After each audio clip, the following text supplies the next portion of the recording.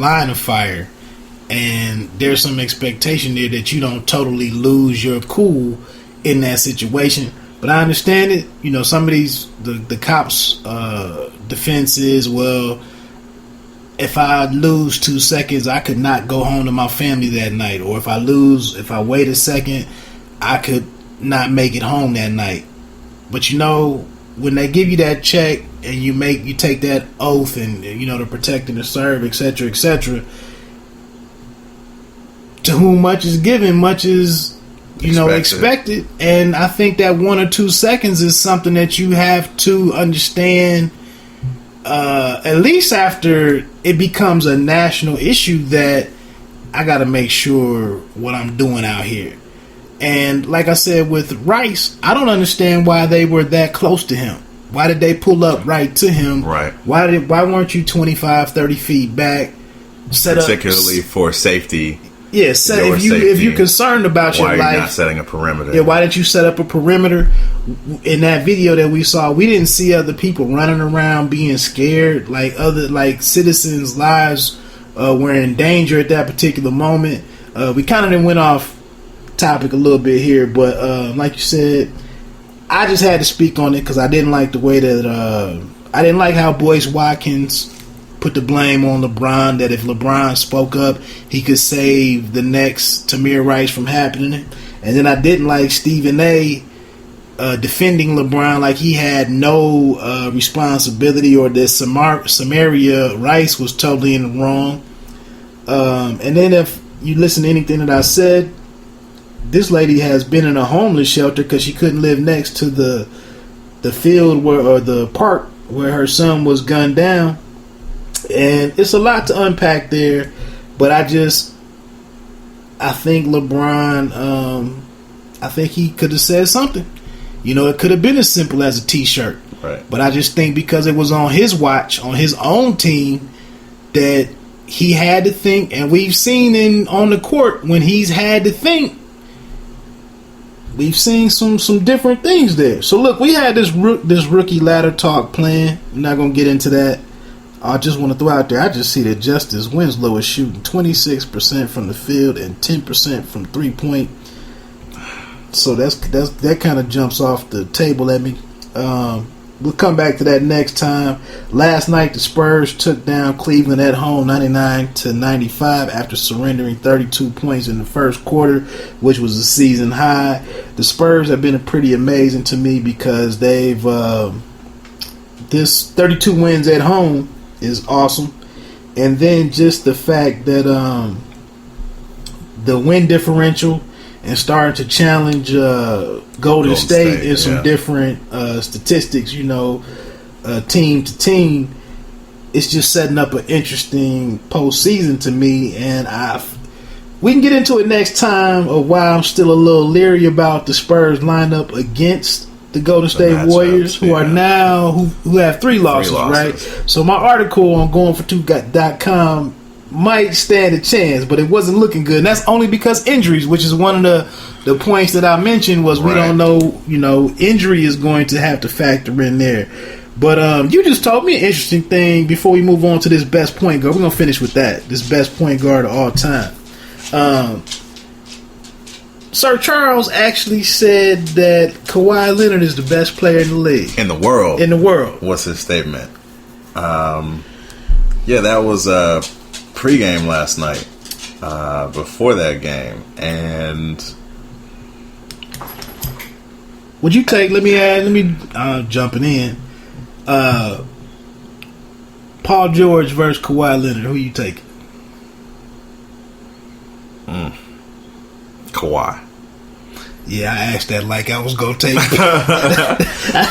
I flinched there. I'm sorry. Yeah, I'm probably going to take Kawhi too. I had to think about it, but and Barkley's statement was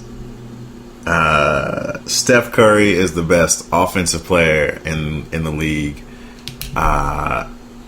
LeBron James was the best player, and that Kawhi Leonard is the world's best player, the best player in the world. And I think that I personally wouldn't give him that crown, but I think that it's reactionary in the sense that it's been such a huge like he spiked so quickly. It was so fast that he became the focal point of their offense. That like he went from a guy that was like kind of fighting for minutes, and came in. Him and Danny Green were like defensive specialists or 3-and-D guys. To all of a sudden, the offense is basically maybe not running through you, but going to you. I'll say this just like in football with Ben Roethlisberger. What we're seeing now in Seattle with Wilson. Why am I forgetting Wilson's first name? Russell. With Russell Wilson.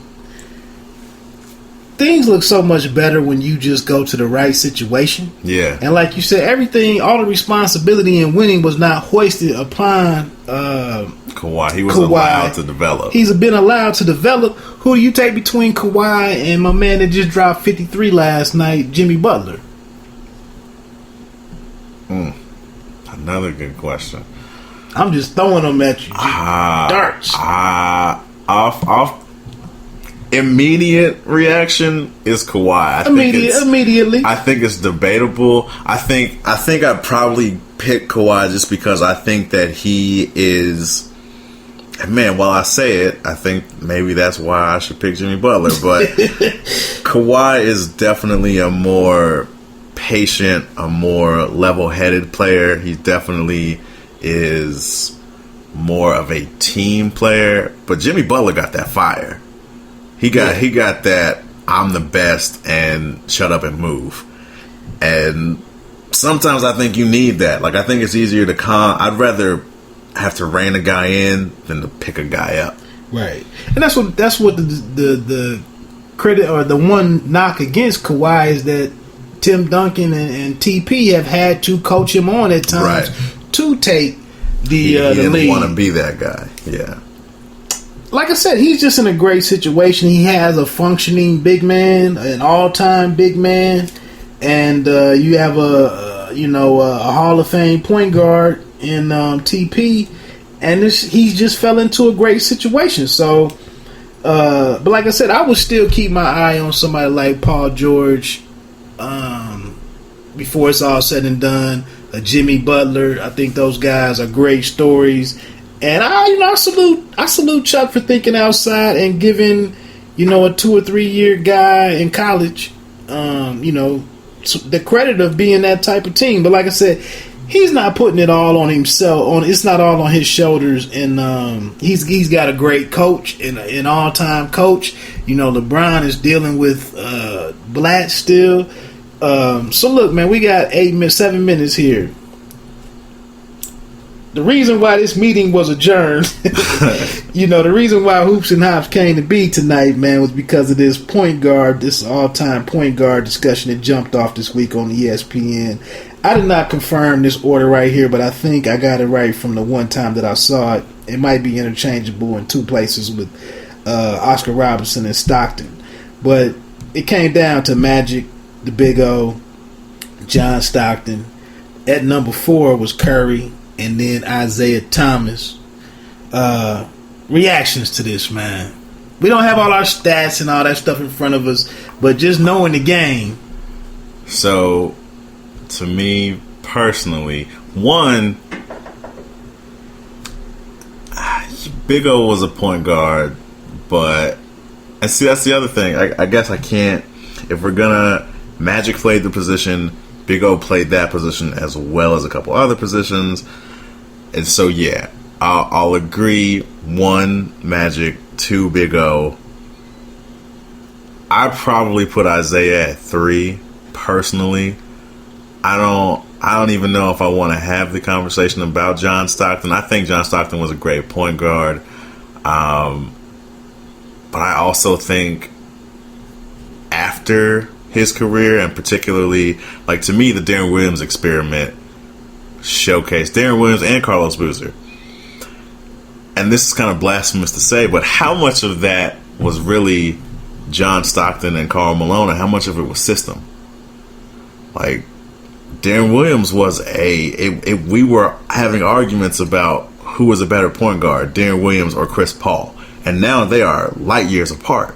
And it's been nothing but downhill since D. Will left that system. Right.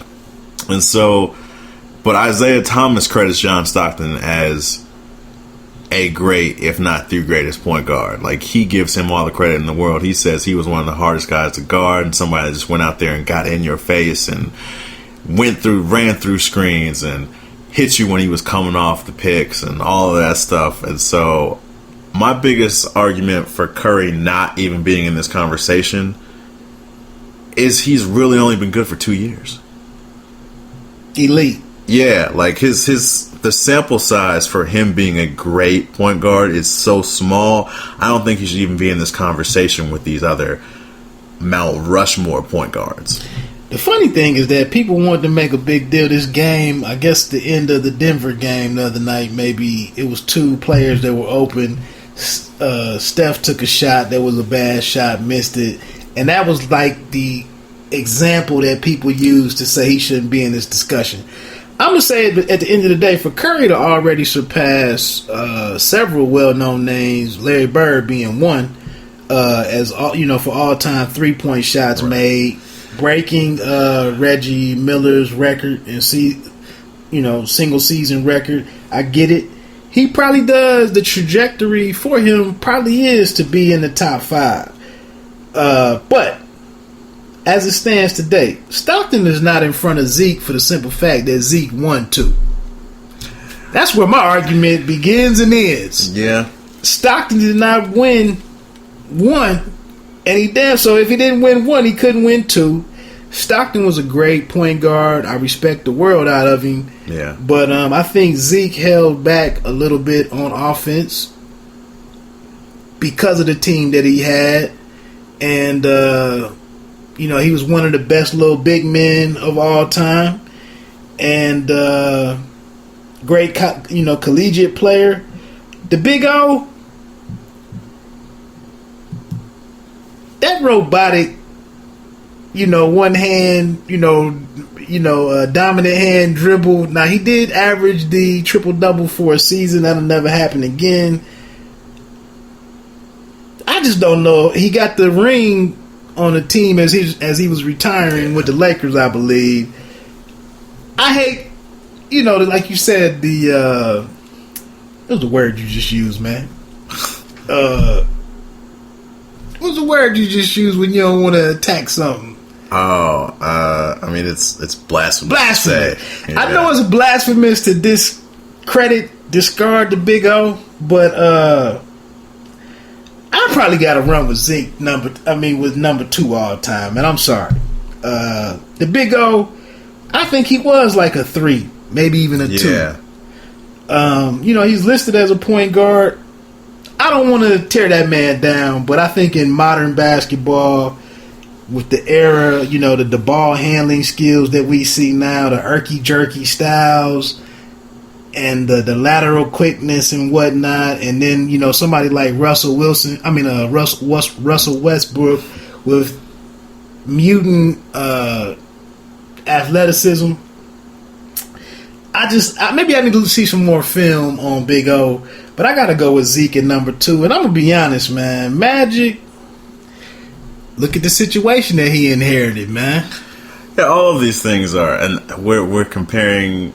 It's very subjective. We're comparing different eras. The game is completely different now, which is why it is very hard to have these conversations. But I guess is what also makes it fun. Like, Magic Johnson wouldn't be a point guard today either. Exactly. And the game was not. Larry Bird would have shot more threes in today's game because exactly. The rules are completely different. The game has changed and evolved itself to fit to the liking of a Steph Curry. And so, again, to me, until he's been doing this for 4, 5, 6 years, you're not in the conversation. But that's the thing, though. Let's be honest. He's going to do it. The brother probably has very few vices. He got bad ankles.